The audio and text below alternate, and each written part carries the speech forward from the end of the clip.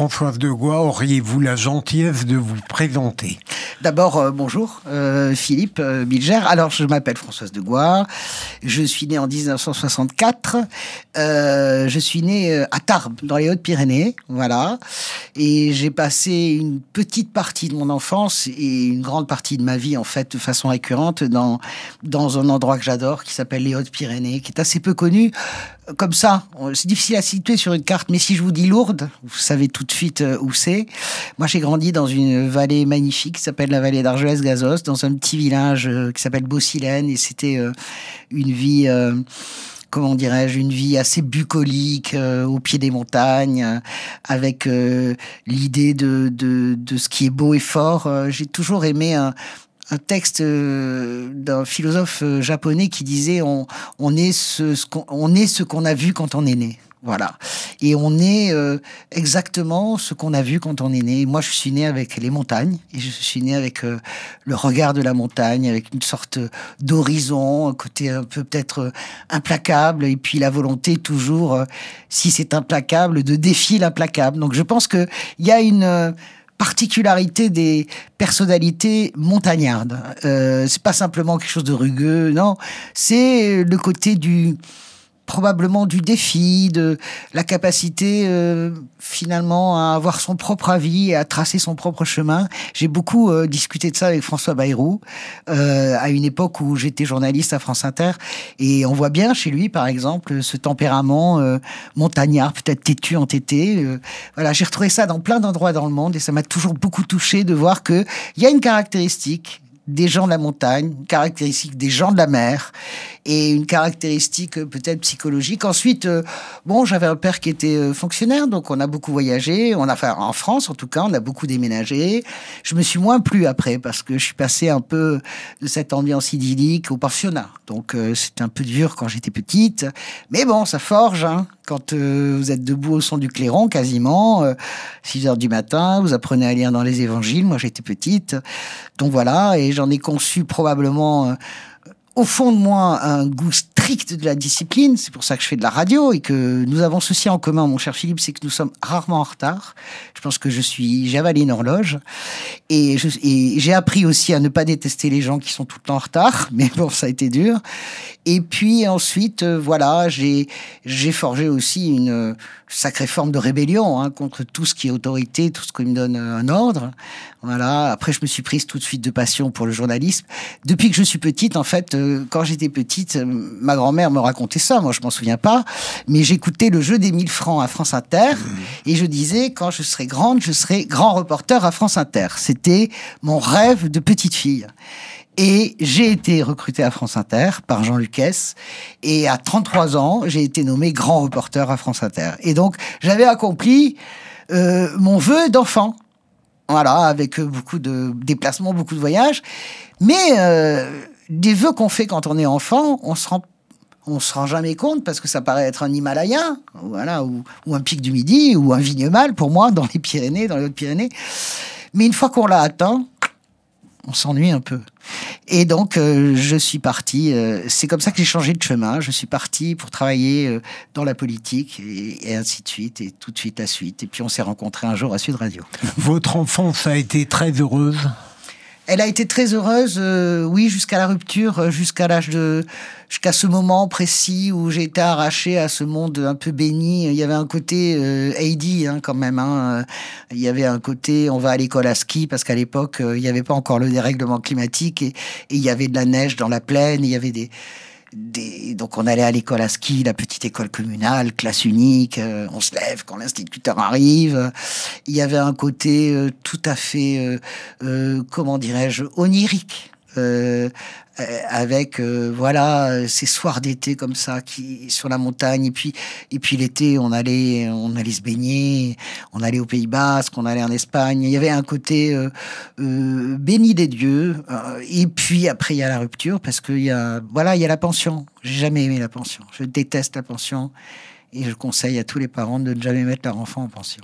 Elle n'a pas formé votre caractère d'une certaine manière? Si, bien sûr, ça a formé mon caractère, ça a formé ma discipline et mon indiscipline. Ça a formé ma discipline et ce goût permanent des choses, cette rage que j'ai toujours eu contre l'injustice. J'étais dans un pensionnat catholique à Villefranche-de-Rouergue. À l'époque, c'était une discipline de fer. On parle des années 70. Hein. Vous saviez, vous aviez des confessions publiques. C'était c'était hard, en fait. On se rend pas compte maintenant parce que les temps ont tellement changé, mais même si on dit la pension, alors je rentrais une fois ou deux fois par semaine quand même chez moi, mais il y avait chez moi, c'est forgé dans ces années-là, un goût très puissant contre l'injustice, contre ce que je considérais moi comme injustice. J'ai souvenir d'une jeune camarade que j'adorais, Françoise Lavergne, qui était comme ma frangine. On était petite, hein, 6 ans, 7 ans, c'est pas grand, et qui avait été punie injustement. Et je me souviens comment je marchais dans le réfectoire avec la rage au cœur, j'avais les larmes dans les yeux tellement j'étais en colère pour aller dénoncer cette injustice. J'ai forgé ça, probablement une façon de me protéger d'une mélancolie. Diriez-vous que c'est à partir de cette période que vous êtes devenu cet être à la fois, me semble-t-il, épris de collectif et en même temps singulier? Oui, c'est vrai que j'ai tracé tout mon chemin. J'ai ce souvenir, c'est marrant que vous disiez ça parce qu'on se connaît quand même pas très peu même. Mais j'ai ce souvenir de ce momentum. Je suppose que vous en avez un aussi, Philippe Bilger. Tout le monde a un moment. Si vous nous écoutez, réfléchissez bien. Je me souviens de ce moment dans la cour. À l'époque, dans la cour de la pension, on poussait des pneus. Vous savez, on jouait avec des pneus, on faisait rouler des pneus. Peut-être vous avez connu ça. C'est des vieux pneus, on les faisait rouler. On tournait comme ça dans la cour, etc. Et j'avais un petit effondrement intérieur, comme on peut en avoir quand on est un enfant. D'un seul coup, ma mère et mon père me manquaient terriblement. J'ai eu un chagrin qui est monté comme ça, qui m'a submergé. Et dans le même temps, j'ai dit, mais jamais, je tracerai moi, c'est moi qui décide. C'était incroyable, hein, d'avoir cette vision de je ferai ce que je veux et je serai libre, une espèce d'appel à la liberté. Et d'ailleurs à la suite de ça, j'ai écrit un roman qui s'appelait À la poursuite du tigre rouge. J'avais 7 ou 8 ans. Non mais et c'était les aventures, alors rigolez pas, d'Alexandre David Barnet, qui était une sorte d'archéologue comme ça, une Indiana Jones d'avant, qui partait à la recherche d'un tigre rouge. Me demandez pas comment ça finit, parce que je me souviens même plus. J'ai essayé de remettre la main sur ce carnet, sur ces feuilles que j'avais écrites. J'ai pas retrouvé. J'ai retrouvé la couverture À la poursuite du tigre rouge. Alors c'est écrit très maladroitement. Je crois qu'il doit y avoir 2, mais j'ai pas retrouvé l'intérieur. Donc voilà. Oui, ça a été un moment décisif pour moi. C'est-à-dire un moment où on est submergé par le chagrin, où on dompte le chagrin comme un cheval sauvage et on décide qu'on va galoper dans la plaine comme on a décidé nous. À quel âge quittez-vous, Françoise de Gois, ce territoire magique, finalement, où votre enfance s'est passée et vous a formé? À 6 ans, à 6 ans, voilà. Après, je suis en pension, mais je reviens tout le temps dans ce territoire magique. Et puis, j'ai des gens qui m'inspirent. D'abord, j'adore ma mère parce qu'elle a un tempérament extrêmement flamboyant. Et mon grand-père, qui est argentin, qui lui aussi a une histoire assez douloureuse. Alors, c'est pas du tout une histoire de réfugié politique. Au contraire, mon grand-père, il appartient à la grande bourgeoisie argentine. Mon arrière-grand-père était secrétaire d'État à la santé sous Péronne. Il était chirurgien. Bon, mon grand-père arrive en France pour des raisons familiales, c'est-à-dire que ses parents se sont séparés. Et mon grand-père fait des études brillantes d'ingénieur, mais il est profondément communiste. Voilà. Il est communiste. Il est, en tout cas, communiste, et très, très à gauche, très socialiste. Il trouve que Mitterrand est trop mou, par exemple. Voilà. Bon, il est plutôt communiste. Et il a une vision du monde. C'est un être extrêmement cultivé, qui a fait ses humanités, comme on y faisait à son époque. Imaginez, mon grand-père, il est né en 1900 ou 1905. Voilà. Qui a traversé la guerre, qui a été très impliqué, pas dans la résistance, parce que ça ne se formulait pas comme ça, mais leur maison, mes grands-parents étaient au bord de la Garonne, et souvent souvent, elle a servi de passage aux petits enfants juifs qui essayaient de fuir pour passer par la rivière, etc. Donc, ce sont des gens, mes grands-parents maternels, les parents de ma mère, sont des gens extrêmement que j'adore. J'ai des tempéraments de feu pour ma grand-mère, une profonde réflexion et une grande humanité pour mon grand-père. J'ai souvent été avec eux parce que j'ai été très malade quand j'étais petite. Enfin, très malade. J'ai eu une hépatite virale qui a duré très longtemps et je suis resté 8 mois chez eux. Et voilà, mon grand-père m'a inculqué une chose magnifique que j'ai appliqué un peu trop, je pense, dans ma vie, c'est l'argent, faut que ça circule. C'est-à-dire qu'on n'a jamais vu un coffre-fort sur un corbillard. Donc, il faut faire circuler l'argent. Il faut... c'est très 100 ans de solitude, hein. C'est très latino, c'est très latino en fait. Hein. Mais j'ai toujours aimé cette générosité de mes grands-parents. C'était formidable. 31-32, le dernier ferme la porte. La maison était toujours ouverte. C'était toujours tout pour leurs enfants. C'était toujours tout, même pour les amis. Quand il y avait des grèves à l'usine, parce que mon grand-père était l'un des ingénieurs dirigeants de la Cophase, qui est une usine, s'il y a des gens qui connaissent, c'est une usine qui faisait vivre toute la vallée d'Argelès-Gazost. Et lui soutenait ses ouvriers pendant la grève. Il avait même une forme de petite caisse de grève où il aidait financièrement aussi les ouvriers. C'est quelqu'un que j'ai toujours vu dans cette espèce de passion du collectif et avec cette saudade, tu vois, cette mélancolie qui était liée à son arrachement à son pays d'enfance quand il était très petit lui aussi. Je crois qu'on reproduit en permanence les choses en fait. La gauche, Françoise de Gois, est devenue pour vous une évidence à partir d'une analyse intellectuelle d'une certaine manière ou à cause de cette formation, de ce terreau familial, de ses grands-parents? Ah ouais, alors ces grands-parents-là, ils sont de gauche parce que tout le reste de la famille, elle est de droite, elle est giscardienne, hein, vous voyez, c'est giscardienne, chiracienne, gaulliste.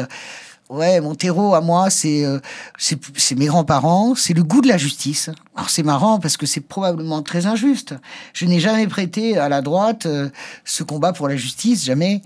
Et puis j'ai commencé à lire, j'ai commencé à découvrir Jean Jaurès, j'ai une autre passion dans la vie qui est Gramsci, mais je sais pas si on aura le temps d'en parler. En tout cas, ce qui est sûr, c'est que elle vient aussi d'une émotion. C'est-à-dire que quand Mitterrand fait campagne en 81, moi je peux pas voter.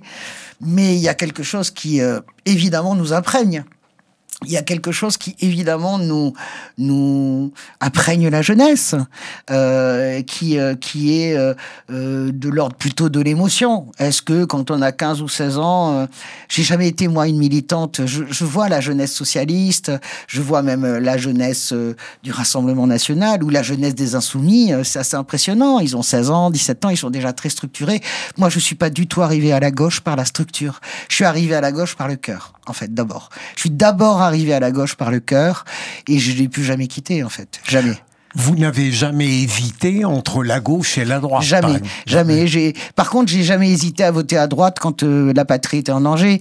Moi, je fais partie des électeurs parce que après, pour des raisons professionnelles, avant d'arriver à France Inter, j'ai longtemps travaillé à France Info et Radio France Provence à Aix-en-Provence et j'étais reporter en résidence à Toulon pour tout le sud de la France. Donc, évidemment, j'ai vu arriver le Rassemblement national, le Front National à l'époque à Toulon. Et évidemment, j'ai fait partie de tous les électeurs toulonnais qui ont voté une première fois pour le candidat de droite pour essayer de barrer Jean-Marie Le Chevalier. Je veux dire, pour moi, c'est un grand classique d'aller voter à droite pour barrer l'extrême droite. La gauche, vous savez, Philippe, elle est toujours assez sympa. Hein. Elle peut gueuler, elle peut renacler, elle peut menacer. Il y a toujours un moment. La vérité des faits, c'est que dans les urnes, elle trahit jamais. En tout cas, sous la 5e, elle trahit pas la République. Parce que pour moi, voilà. Qu'est-ce que vous voulez que je vous dise? C'est une torture d'avoir été voté Emmanuel Macron, beaucoup plus que d'avoir été voté Jacques Chirac. Jacques Chirac, ça n'a pas été une torture, on ne s'est pas posé de questions. Macron, on ne s'est pas posé de questions, mais on avait quand même moins de plaisir, surtout la deuxième fois. La politique a toujours été votre, j'allais dire presque passion exclusive, ou non, à un moment donné, vous auriez pu envisager une autre forme de journalisme? Ah, bien sûr, pas du tout. D'ailleurs, j'ai pas commencé par la politique. J'ai commencé d'abord par le grand reportage, parce que j'adore ça. Et puis, j'ai fait énormément de police-justice. C'est pour ça que j'aime infiniment débattre avec vous, cher Philippe Bilger. que vous n'êtes pas là pour parler de vous, mais parce que vous êtes un grand magistrat et que j'ai été formé pendant des années. Moi, j'ai commencé vraiment à émerger sur le plan du journalisme national avec l'assassinat de Yann Piat. Ça a été pour moi, j'étais en poste à Toulon. Et regardez, j'en ai encore les larmes aux yeux parce que ça a été pour moi le plus grand traumatisme probablement de ma carrière journalistique. Il y a eu celui-là et il y a eu le 11 septembre. Et là, il s'avère que Piat, c'est encore plus parce que j'avais réalisé un grand portrait pour elle, pour Radio France, quelques jours avant. J'avais été très touché par cette femme qui se battait pour sortir sa fille aînée de la drogue, Laetitia, qui était complètement plongée dans la drogue, qui se battait contre les éléphants de son propre parti, qui avait réussi à rompre avec Jean-Marie Le Pen. Il fallait en vouloir. C'était son parrain, Jean-Marie Le Pen. Et elle avait réussi à rompre avec lui. C'est dur de se détacher d'une personnalité aussi forte que Le Pen. Et février 2094, je suis chez moi avec des amis et mon portable sonne et il y a le président du club de basket de hier qui me dit femme, il faut vraiment que tu viennes, viens vite. On vient de buter Yann Piat. Je peux pas le croire. Elle m'avait accueilli dans sa maison à Bormes-les-Mimosas. On avait discuté de l'avenir. Elle se battait beaucoup pour préserver un certain nombre de zones que les gestionnaires immobiliers sur lesquels il voulait mettre la main. Et je lui dis non mais je ne peux pas le croire. Et me voilà parti. J'oublierai jamais ce moment. C'était fou, 24 février 94. Il y avait, figurez-vous que c'est vrai, il y avait le père de Manon Aubry, parce que le père de Manon Aubry est journaliste, super journaliste à l'agence AP. Il y avait Sonia Wolf, je me souviens, de l'agence France Presse. Il y avait Var Matin, il y avait moi.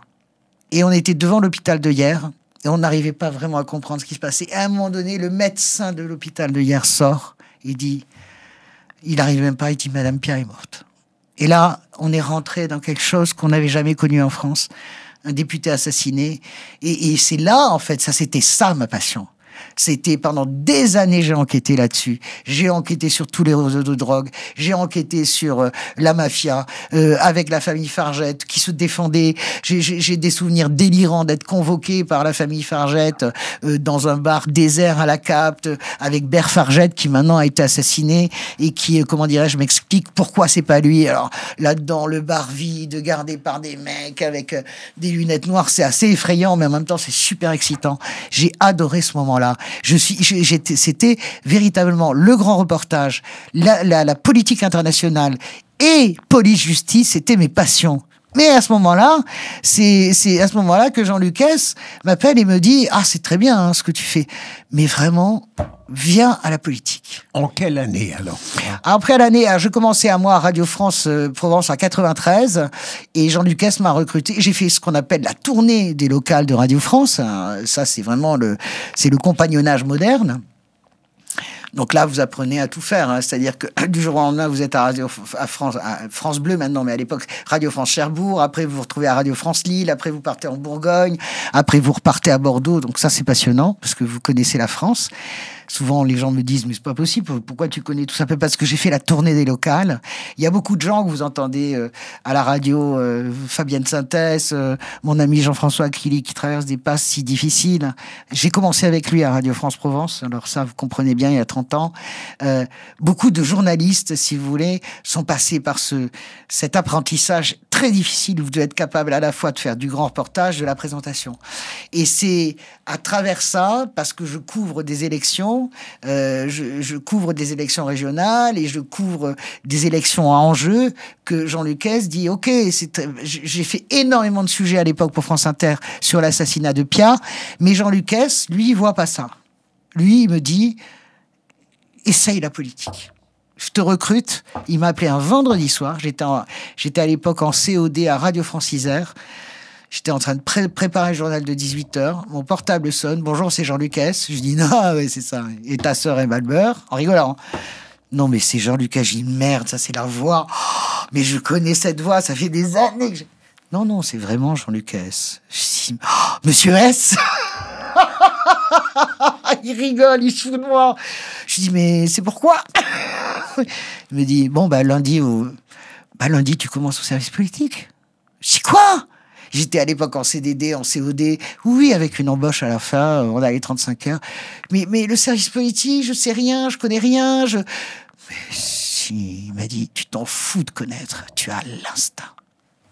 Alors, c'est marrant, comme lui avait vu, moi, j'étais persuadé que j'avais l'instinct du grand reportage, que j'adore. Hein, vous arrivez sur un tremblement de terre, vous arrivez à Pristina, ça, il faut être capable de tout raconter en 1 minute. Ben, lui, non. C'est lui qui a changé ma vie. À côté de cette formation formidable, vous étiez une militante en politique? Jamais. Jamais. Encore une fois, moi, je n'ai jamais été une militante en politique. Jamais, jamais, jamais. Je sais pas ce que ça veut dire de faire les AG. Quand j'ai changé de vie et que je suis parti, que je suis devenu conseillère spéciale de Ségolène, ça va vous faire marrer parce que Ségolène qui a toujours l'art d'obliger les gens à faire ce qu'ils savent pas faire. Quand je lui ai demandé mais c'est quoi une conseillère politique, une conseillère spéciale, il m'a dit c'est quelqu'un qui sait tout faire mais en mieux. Alors, j'ai dit, mais quoi? Les discours, l'organisation des meetings. C'est vraiment la deuxième grande rencontre de ma vie, c'est vraiment Ségolène. Mais avant d'en finir, avant d'y revenir. Vous restez longtemps à France Inter. Bien sûr, à Radio France, 15 ans. Radio France, moi j'ai commencé en 93 et j'en suis parti en 2009. Et vous étiez, je crois, adjoint du service politique. Oui, je dirigeais le service politique avec Jean-François Aquili. Et c'était très, très intéressant. Et j'étais éditorialiste, je remplaçais très souvent pour les éditos, etc. Mais il arrive un moment, je me fais 2 présidentielles, 2002-2007. Il y a un moment donné où je trouve, je m'ennuie en fait. C'est-à-dire que après, vous savez, quand vous êtes au service politique, France Inter, comment dirais-je, c'est comme, je veux pas être méprisante pour les autres parce qu'ils savent très bien que c'est pas du tout ma nature de mépriser, mais c'est un Graal, France Inter. Quand vous êtes journaliste de radio, c'est comme quand vous rentrez au Monde en presse écrite. C'est très compliqué de penser que vous allez faire quelque chose de mieux. Vous voyez, il y a un navire amiral, c'est France Inter. Dans la presse écrite, il y a un navire amiral, c'est Le Monde. Que vous soyez de gauche ou de droite, ou Le Figaro. Vous voyez ce que je veux dire? Quand vous arrivez dans ces journaux, parce que Europe 1, c'est en dessous quand même, RTL, tout ça, ça n'a rien à voir. Le truc, la marque iconique, c'est France Inter. Et là, les 2 marques iconiques, si vous voulez, c'est quand même Le Monde et Le Figaro. Quand vous êtes journaliste de presse écrite ou de radio, et la télé, c'est TF1, la vérité, c'est que vous êtes rentré tout de suite dans ces endroits, c'est compliqué de vous projeter ailleurs. Et c'est compliqué même de vous projeter dans ces endroits. L'exercice de la fonction de chef de service m'a toujours saoulé, vraiment. Je l'aime beaucoup parce que ça animait les équipes, j'adore ça. Mais à part ça, voilà. Éditorialiste, c'est fatigant, c'est ennuyeux. C'est-à-dire que quand vous faites ça 5 jours sur 7, vous n'êtes pas tous les jours génial. Et puis, voilà. Je savais plus comment me positionner. Et quand même, j'avais suivi beaucoup la politique et je trouvais quand même que c'était très important, la vie politique. Et c'est là que Ségolène déboule en me disant... Alors, qu'est-ce que vous en pensez? Qu'est-ce que tu en penses? Moi, j'aimerais bien que tu viennes dans mon cabinet. Je dis non, c'est bon. Les journalistes qui deviennent attachés de presse, très peu pour moi. Mais pas du tout, c'est pas attaché de presse, c'est conseillère spéciale. Je dis, mais c'est quoi? C'est là qu'elle me dit... Elle me dit non, tu vas faire mes discours, vous allez faire mes discours, mes déplacements, on va s'éclater, on va gagner les régionales. Je dis, oh, mais moi, d'un seul coup, il y a une espèce de proposition qui arrivait. J'aimais bien Ségolène, mais je savais aussi la distance qu'il faut garder. D'ailleurs, Ségolène Royal, quand on s'entend bien, on se tutoie, et quand tout va mal, on se vous voit. Dès que ça recommence à coincer, on revient du vous. Voyez. Et sinon, quand ça vient, tiens, bon. Et mais, j'ai dit, mais c'est incroyable parce que c'est quand même la vie qui me... Mais Françoise de Gois, avant de parler un peu plus longuement de Ségolène Royal avec vous, vous êtes toujours parvenu, quand vous étiez à France Inter, à concilier ce que votre tempérament a de passionné et, je dirais, d'ancrer tout de même dans une certaine vision politique et l'honnêteté, l'objectivité du journaliste. Toujours. Ou ce sont des notions qui n'ont pas de sens. Toujours. D'abord, l'objectivité n'a pas de sens. Vous savez très bien, parce que c'est un métier subjectif et que, en plus, France Inter, comme d'ailleurs Le Figaro, parce que on fait comme si la presse n'était pas une presse d'opinion. Enfin, la tradition de la presse française, c'est l'opinion. Moi, je vais pas taper sur les gens. Je vais pas taper sur CNews parce que c'est une radio d'opinion, une télé d'opinion. Elle a le droit. Vous comprenez ce que je veux dire? Pour moi. c'est pas une insulte hein, d'être d'opinion. Et surtout que c'est une hypocrisie générale. La presse française est une presse d'opinion. Nous sommes objectifs. Oui, vous êtes jusqu'au bout, jusqu'au moment où vous l'êtes plus. Vous comprenez ce que je veux dire? Donc France Inter n'a pas... je sais tout ce qui court sur France Inter. Honnêtement, d'abord, la plupart des gens qui me dirigeaient étaient des gens de droite, assumés complètement. Le directeur de la rédaction à l'époque était quelqu'un de droite, un peu un nanar de droite, mais en tout cas, voilà. Et puis, j'avais la chance d'avoir des patrons qui n'étaient pas gênés par ma personnalité, qui aimaient bien les troublemakers. Alors, c'est assez rare, hein. Et dedans, il y avait Patrick Roger, par exemple, qui est aujourd'hui mon patron à Sud Radio.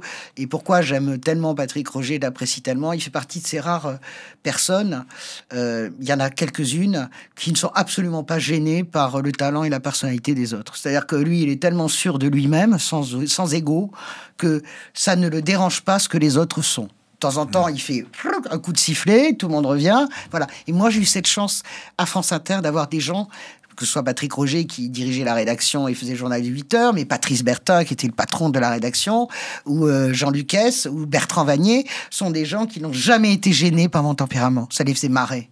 Vous voyez ? Et après, ils étaient d'autant moins gênés que j'ai été l'une des pires, comment dirais-je, critiques de la gauche à France Inter. C'est-à-dire que, par exemple, Jospin était fou de rage. Je me souviens quand il nous a tous virés de l'avion quand on était avec lui au Brésil, parce qu'il hurlait, parce qu'il disait un candidat de gauche dans une présidentielle, il a 2 adversaires, la droite et la presse de gauche. Et c'est vrai que, contrairement à ce qu'on peut imaginer, la presse de gauche est odieuse souvent avec le candidat de gauche. Je ne sais pas si vous vous souvenez des papiers de Libé ou même de mes sujets, moi, à France Inter, sur la campagne de Jospin, mais c'était épouvantable. Même moi, je me dis, mais comment j'ai pu écrire des horreurs pareilles? Je me souviens d'un déplacement à Sarcelles où il est là, il est complètement... Comme Jospin était dans cette campagne, c'est-à-dire inhumain, inerte, il pensait que ça allait le faire comme ça par simple rejet de Jacques Chirac.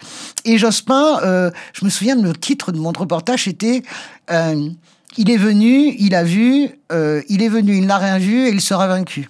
Tu parles, imagine le coup de fil de Matignon le lendemain matin. Oh, Jospin en personne. Hein. Qu'est-ce que c'est hurlant dessus? Parce que, vous savez, je le dis pour vos auditeurs, mais il y a 2 choses qui comptent pour un homme politique de gauche. Comment on parle de lui sur France Inter et qu'est-ce qu'on écrit de lui dans Le Monde l'après-midi. Mais il y a 2 choses qui comptent pour un homme politique de droite. Qu'est-ce qu'on dit de lui dans Le Figaro? Comment on parle de lui sur Europe 1, à la grande époque d'Europe 1, pas maintenant, bien sûr. Et aussi, qu'est-ce qu'on dit de lui dans Le Monde? C'est des moments, pour avoir réinventé, alors maintenant je peux en parler des ministres, des présidents de la République et tutti quanti, c'est vraiment marrant de voir ce rituel-là qui perdure. Et c'est vrai que c'était épouvantable la façon dont la gauche traitait Lionel Jospin, la presse de gauche, parce que comme elle voulait pas être taxée d'eux, elle faisait encore pire. Mais en 2007 aussi, tout le monde a dit oui, vous avez fait une campagne pro-Ségolène, mais absolument pas. On a été horrible avec Ségolène Royal. Moi, je me souviens au Liban, quand elle se fait piéger par le Hezbollah, tout le monde me dit oui, la complaisance de Françoise de Gaulle avec Ségolène. Mais reprenez les papiers que j'ai fait à l'époque, c'était épouvantable. On est même sortis. Je me souviens, j'étais avec Karim Rissouli et ma grande amie Ilana Mounioussef, on est même sortis de la conférence pour transmettre un papier directement en direct. Sur la muraille de Chine, c'est nous qui sortons la bravitude. Ça peut rester dans les limbes du truc. C'est nous, c'est moi, c'est... Il y a Myriam Lévy du Figaro, on dit, ce qu'elle fout la bravitude. Donc... cette espèce d'idée générale de dire oh là là, cette presse de gauche qui est complètement... c'est pas vrai. Françoise de Gois... ça vous ennuie ce que je vous raconte peut-être? Pas du tout, c'est passionnant. Non, je suis pas sûr que ça soit passionnant. Si. Ah, mais c'est passionnant. C'est les arcanes un peu, non, mais bon. Mais Ségolène Royal vous distingue finalement... à partir de votre expérience à France Inter, qu'est-ce qui l'a séduit? Alors, un édito que je fais, complètement débile, et que Patrick Roger... Je fais l'édito et Patrick Roger le reprend dans son journal de 8 heures, tellement il le trouve drôle. Ça s'appelle La Gazelle et les éléphants. C'est le moment où l'autre, elle est en train de s'envoler. T'as tous les gros qui courent derrière, là, Fabius, DSK, je dis les gros politiques, ils savent plus comment la rattraper. Et ça s'appelle La gazelle et les éléphants. Et ça commence par le fond de la savane est clair. Je fais exactement comme si je racontais une odyssée. Le fond de la savane, et la nuit chaude est tombée, et la gazelle vient boire, etc. Et en fait, ça raconte la primaire de Ségolène, parce qu'on a tous identifié qu'elle va les buter, en fait. Hein. Ça se voit tout de suite, dès le premier instant, dès le premier déplacement. Qu'est-ce que vous voulez que je vous dise ? On arrive dans un bled à côté de Valence. Je dis un bled, c'est pas méprisant, mais parce que j'arrive plus à me souvenir. Elle a 1h30 de retard, parce que Madame Royale est toujours en retard. On arrive, j'ai jamais vu ça. C'est-à-dire, il est 22h. Il y a des gens sur les arbres. Il y a 1700 personnes. Il y a un embouteillage dans le village. Les gens qui viennent voir Ségolène. Je dis non, c'est pas possible. Qu'est-ce qui se passe ? Et à l'époque, on est 3 journalistes. Hein. Nicolas Barotte du Figaro, Ilana, et 4, Isabelle Mandreau et moi. On se dit, mais qu'est-ce qui se passe ? Et là, et je dis, bon, elle va plier le match. Et on est quand même, on est très loin. On est très, très, bien avant la primaire qui se déroule, je crois, en septembre-octobre. Et je fais cet édito, La gazelle et les éléphants. Et là, évidemment, narcissique comme elle est, c'est normal, c'est tous les politiques. Et là, je reçois, oui, bonjour. La gazelle, c'est moi la gazelle. Je dis, Madame Royale, oui, alors qu'est-ce que c'est drôle. Oh là là, mais c'est bien, oh là là, François est furieux. Je dis, bon, très bien, François est furieux. Et c'est là qu'elle écoute peut-être autrement. Et puis après, on commence à avoir des discussions assez intéressantes. Alors, Ségolène, c'est pas une intellectuelle. Mais c'est quelqu'un qui a une culture assez particulière. J'ai toujours été frappé de voir que quand on ouvre un journal, par exemple, toutes les deux dans le train, quand on bossait, ou dans l'avion, quand on partait en déplacement, je sais pas où, au Vietnam ou en Afrique, etc., on lit jamais les mêmes choses dans le journal. On commence jamais... La lecture du journal ne commence jamais par la même page, pour nous et pour elle. Moi, j'ai commencé tout de suite page, d'abord, ma passion, page internationale, page politique, avec, je le redis, Le Figaro, pour moi, excellent journal. C'est bizarre, mais c'est vrai. Tout de suite, page internationale de Figaro, direct. Je ne me pose pas de questions. Et, Ségolène, pas du tout. Ségolène, elle prend le journal par la fin. Elle prend le fait de société. Le truc qui va là. Mais que moi, je vais même pas regarder, parce que je m'en tape du tiers comme du quart. Mais en réalité... elle va prendre ça. Les analyses... après, elle va regarder l'international. Et après, on va se retrouver à lire les mêmes choses. Mais c'est très intéressant de voir qu'on n'a jamais été synchronisé sur la façon de lire un journal. Et c'est la différence entre une femme politique et les autres, je pense. Françoise de Gois, pourquoi le fait je sens que j'attise votre intérêt sur cette question. Mais bien sûr. Parce que vous voyez, et puis je pense que Martine Aubry lit le journal de la même manière que Ségolène. J'en arrive au fait que Sûrement. Les femmes et les hommes ne regardent pas la même chose et ne font pas la politique de la même manière. Mais à votre avis, pourquoi le fait que vous soyez devenue conseillère spéciale de Ségolène Royal a créé tant d'émoi dans le milieu du journalisme ? Ça n'était pas scandaleux par rapport à la déontologie. Non, je suis parti. Vous aviez le droit de le faire. Oui, j'avais le droit de le faire et de partir. Et surtout, moi, je me souviens, Jean-Luc Hesque qui essayait de me joindre, tout le monde me cavale après. Je dis, mais non, je veux même pas négocier un an sabbatique, parce que ça veut dire que si on garde des bretelles, ça veut dire qu'on considère déjà que son projet peut échouer. Alors que je ne pouvais pas considérer que mon projet pouvait échouer.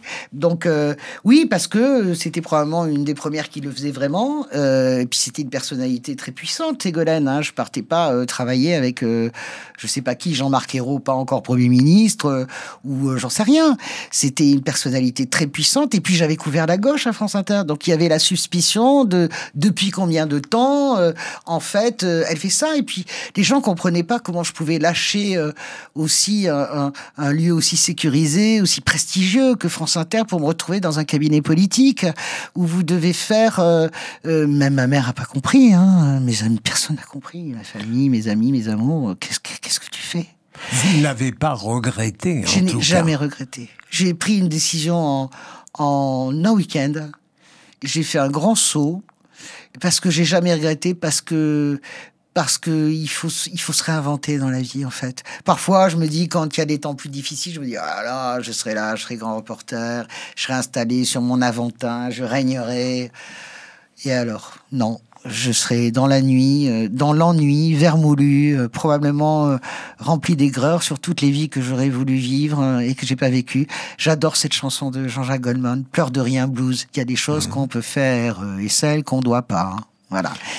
Et moi, je me suis toujours interdit de m'interdire les choses que je veux faire et que je dois pas. Avez-vous eu la certitude, François Degois, d'avoir véritablement été utile auprès de Ségolène Royal? Oui, je pense que c'est une vraie question, parce que c'est une question que peuvent se poser tous les conseillers, tous les directeurs de cabinet, parce que j'ai été au cabinet de Ségolène en région, après au ministère, après j'ai été au ministère, j'ai travaillé aussi avec François Hollande. Guillaume Garot. Avec Guillaume Garot, bien sûr, mon grand ami, avec Stéphane Le Foll. Alors, on travaille beaucoup, on voyage beaucoup, on est obligé d'ingurgiter énormément de dossiers. On est très, très bien payé, mais on n'a pas de vacances et on n'a pas de vie. Mais il y a toujours la question de la vacuité qui se pose. Est-ce que tout ça a été utile ? Est-ce que j'ai servi à quelque chose ? Est-ce que, même plus loin, est-ce que la politique sert à quelque chose ?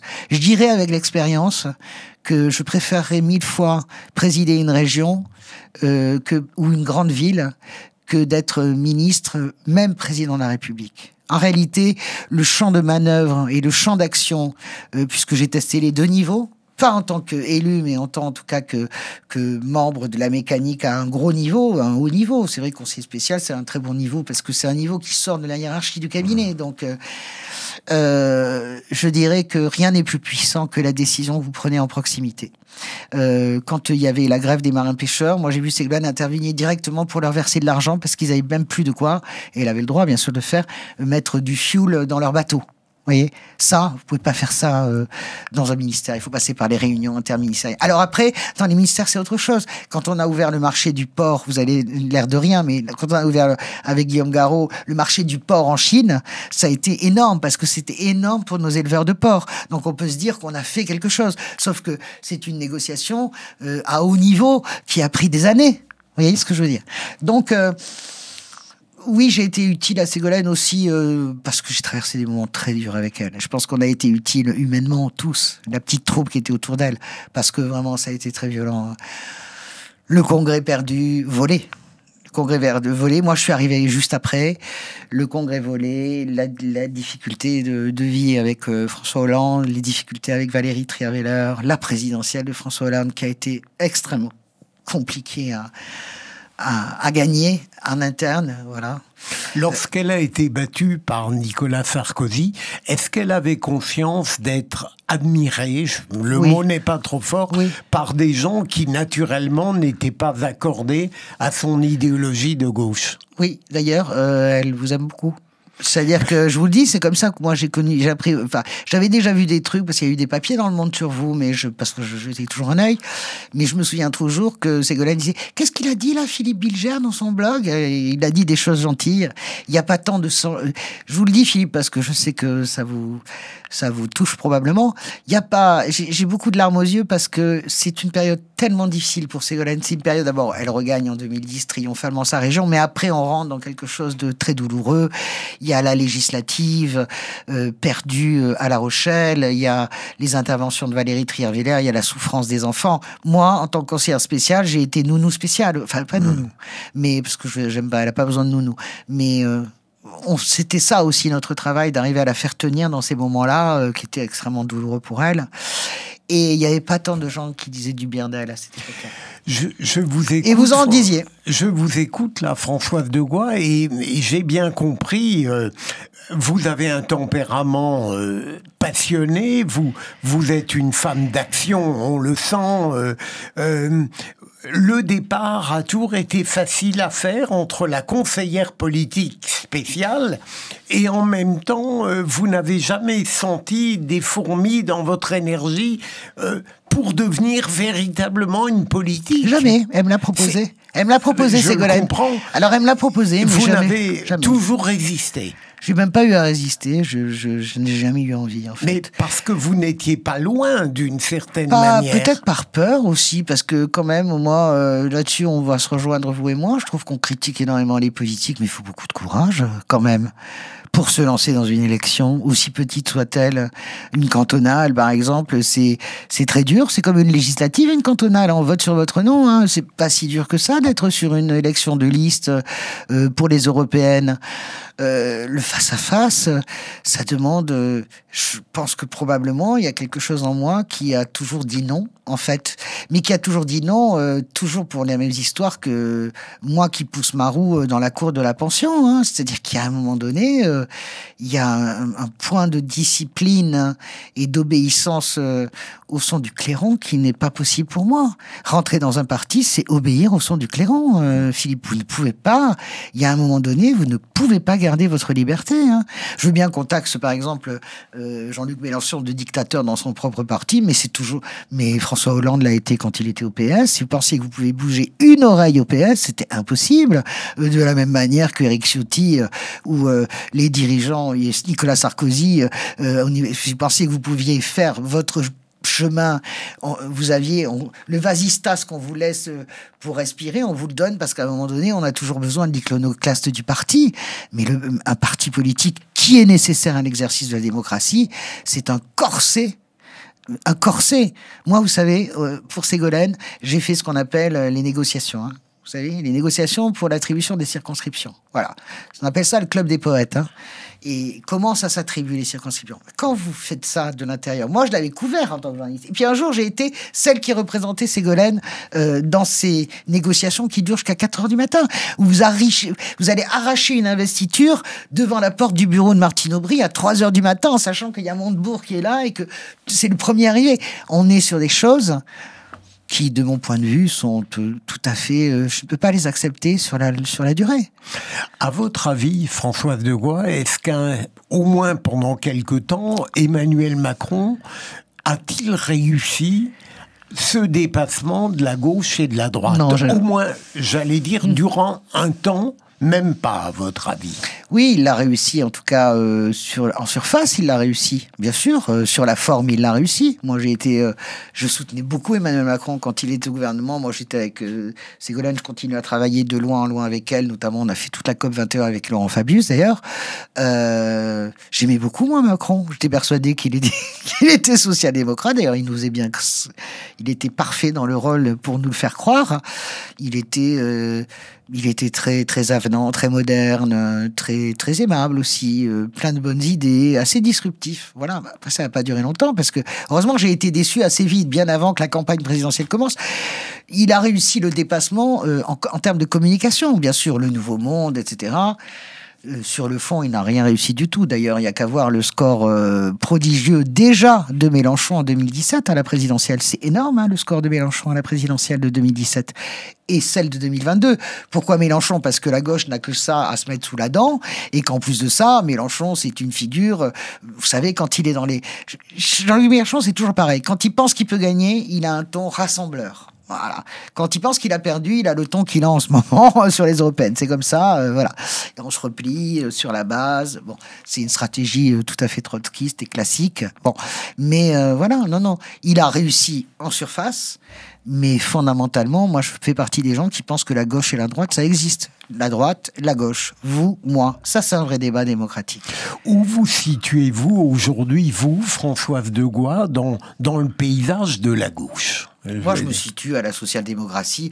Je me situe sur l'aile gauche, si vous voulez, du Parti socialiste. Si tant est qu'il y en ait encore une. Enfin, c'est compliqué de voir où est le Parti socialiste aujourd'hui, mais parce qu'il a beaucoup évolué, et il a évolué pour moi dans le bon sens. Je trouve qu'Olivier Faure a fait bien évoluer les choses, mais je me situe comme des millions de gens qui ont toujours adhéré, qui ont beaucoup adhéré au discours social de Mélenchon, qui n'adhèrent absolument pas, et dans la détestation même depuis le 7 octobre, qui veulent de l'écologie, de la social-écologie. Donc, je me situerai dans la ligne... François Ruffin me conviendrait. Après, est-ce qu'il a la capacité d'être président? J'en sais rien. Mais c'est une ligne qui allie en tout cas un vrai combat social et une vraie... décision écologique forte.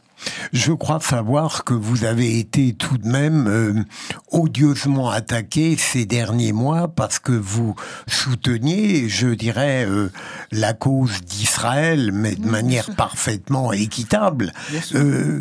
Ça a été des moments très difficiles. Absolument pour pas. vous. Oh non, pas du tout. Non, vraiment, ça c'est l'entraînement que j'ai eu avec Ségolène. On a tellement traversé de... Un jour, j'étais un peu déprimé parce que je voyais des attaques. Elle est rentrée dans mon bureau. Elle m'a dit, allez, il faut se tanner le cuir, là. Hein. On n'est pas en porcelaine. Donc, vraiment, ça m'a glissé. Je vous assure, hein, tout le monde pense que ça m'a atteint. Ça m'a glissé vraiment comme sur les plumes de canard. J'en ai rien à fiche.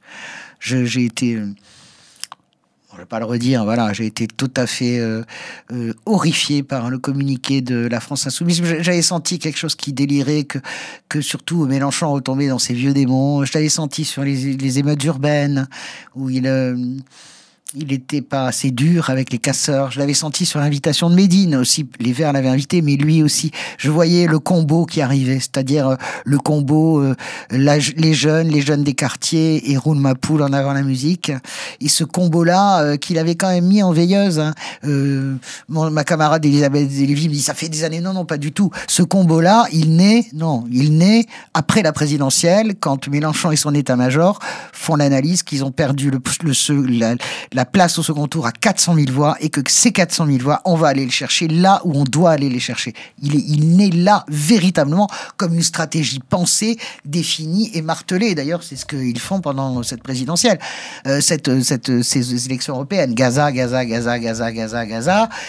ça n'a pas de sens, on comprend pas. Mais ça a un sens parfait pour 2027. Qui, à mon avis, est une impasse. Donc voilà, non, je m'en fiche complètement. Au contraire, vous savez, moi, j'aime la baston, j'aime quand... Et puis surtout, je me suis senti, c'était presque même injuste, le combat. Parce que en face de moi, j'ai des gens qui sont complètement incultes. Vous comprenez bien, moi, j'ai vécu en Israël et j'ai vécu avec les Palestiniens. J'ai vécu chez les Palestiniens chrétiens dans la vieille ville de Jérusalem. J'ai été boire la mer à Gaza. J'ai été bouffer des dattes à Bethléem. Je connais par cœur les Palestiniens chrétiens, musulmans et les Juifs. Donc, j'ai vécu pendant des années et j'ai vécu longtemps. J'y suis souvent allé. Alors bien sûr, c'est pas à l'époque. Moi, j'y étais à l'époque des accords de paix. Mais je connais ce pays. Je sais situer Jenin et Gaza sur une carte. J'ai pas besoin d'aller chercher Wikipédia pour savoir qui est Ehud Barak et qu'est-ce qu'a fait Moshe Dayan et c'est quoi les grandes dates des guerres arabes. J'ai pas besoin de faire Wikipédia et Google. Donc d'une certaine manière, je trouvais même que le combat, qu'est-ce que vous voulez, quand je me bataillais directement avec David Guiraud ou Ercide Assoudé, je trouvais quasiment même le combat injuste tellement j'avais presque honte pour eux d'être aussi peu cultivés. Mathilde Panot, que j'aime bien, au demeurant, que j'aimais bien sur son combat social. Mathilde Panot, c'est même pas situé le Jourdain sur une carte. Donc, comment voulez-vous qu'ils échappent à l'attaque sur leur idéologie? C'est que de l'idéologie. Il faut... À ce point de la discussion, je voudrais quand même dire, sans atténuer les choses, que, vous savez, la gauche, c'est un grand système, il y a beaucoup de mouvances, et que là, il y a vraiment le trotskisme des années 70 qui revient, c'est-à-dire que c'est pas tant une question d'Israéliens, de Palestiniens, c'est la question de soutenir, peu ou prou, tout ce qui est une arme de combat contre les États-Unis. Voilà. Ça ne veut pas dire qu'ils soutiennent le Hamas, hein. Ça veut dire que la cause palestinienne est une arme de combat contre Israël qui est, le prolongement des États-Unis dans la région. Vous comprenez ce que je veux dire? Ça explique aussi pourquoi, sur les communiqués sur les rangs, ils mettent... quasiment les deux chaises à égalité. Ah, on a tué des diplomates iraniens, sans préciser que c'est les chefs des gardiens de la Révolution qui commettent à peu près tous les attentats depuis 20 ans. Et Israël est bombardé, on met tout sur le même plan. Tout ce qui... pour ça qu'il y a ce soutien des BRICS.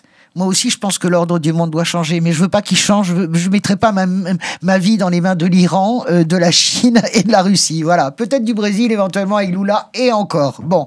Comment est-ce que je... Donc, c'est pas tant une question d'antisémitisme ou d'antisionisme, c'est plutôt cette vision trotskiste dont les Mao se sont détachés après Munich, notamment, c'est-à-dire ce combat armé dramatique avec la mort de l'assassinat des athlètes, ce qui est que toute action qui vise à diminuer l'influence des États-Unis dans une zone du monde, c'est pas qu'on la soutient, mais on la condamne pas vraiment. Voilà. Vous croyez à, ça. Cette conception qui voudrait que, par exemple, l'immigré ou le Palestinien ait remplacé le prolétaire de la théorie marxiste, ou ça n'est pas... Ça fait très longtemps que c'est ça. Ça a été complètement théorisé dans les années 70, justement, par les trotskistes et par les Mao. C'est-à-dire qu'on a assimilé l'immigré, en gros, l'ouvrier de Boulogne. Et ça a été le combat cause commune. C'est pas nouveau. Alors, je sais bien qu'il y a un manque de culture générale sur tout ce que sont les mouvements de la gauche et de la droite, parce que c'est normal, parce que la gauche est tellement compliquée à saisir dans ses nuances que c'est ce qui fait son charme et ce qui fait aussi sa faiblesse. Mais c'est théorisé depuis les années 70. On mixe le sort de l'immigré, c'est-à-dire à l'occurrence à l'époque de l'Algérien, et on le mixe avec le sort de l'ouvrier, et on en fait ce combo-là. C'est pas nouveau, c'est vieux comme le trotskisme. Et je répète que à un moment donné, il y a une césure qui se fait notamment avec les Mao, parce que il y a une dimension de violence politique dans laquelle on ne peut pas aller. Donc oui, c'est vieux comme la gauche des années 70. Journaliste politique, Françoise Degois, est-ce que vous donnez un rôle dans le futur de la gauche, je dirais, concrètement, de manière opératoire? Aucun. Je me donne aucun rôle, je sais même pas ce que je veux vraiment. Non, je ne m'en donne aucun. Moi, je voudrais écrire des romans, en fait. Non, mais ça paraît idiot. J'adore la culture, j'adore la littérature, j'adore la danse contemporaine, j'adore l'opéra. Et en fait, il y a un rôle que j'aurais adoré avoir. Voilà. Si j'avais dû avoir un ministère, ça aurait été le ministère de la Culture. Parce que moi, je pense, ça va vous paraître, c'est pas crépusculaire, hein, ce que je dis. Ce que je pense, c'est que touchons à la limite, d'une certaine manière. Il y a toujours un moment, qu'on soit dedans ou dehors, vous êtes vous aussi un grand observateur de la vie politique, vous avez été dans la mécanique judiciaire, donc vous connaissez parfaitement, ça procède de la même manière. Il y a un moment donné où je pense que ce sont les peuples, mais pas au sens trotskiste du terme, qui doivent s'en mêler. Et je pense que les peuples, comment dirais-je, on peut chercher la cohésion qu'à travers la culture, l'art et l'éducation. Je pense il me semble que c'est le plus beau projet qui pourrait exister dans les temps convulsifs qui nous attendent. Ce serait un projet à travers la culture, l'art et l'éducation.